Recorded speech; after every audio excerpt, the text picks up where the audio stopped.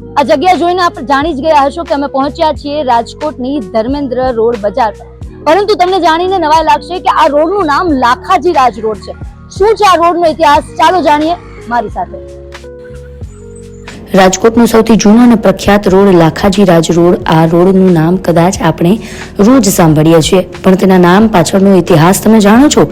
લાખાજી રાજ સાહેબ રાજકોટના રાજવી શાસક હતા.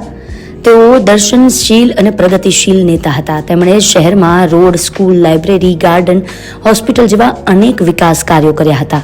તેમના યોગદાનને માન આપવામાં આ રોડને લાખાજી રાજ રોડ નામ અપાયું.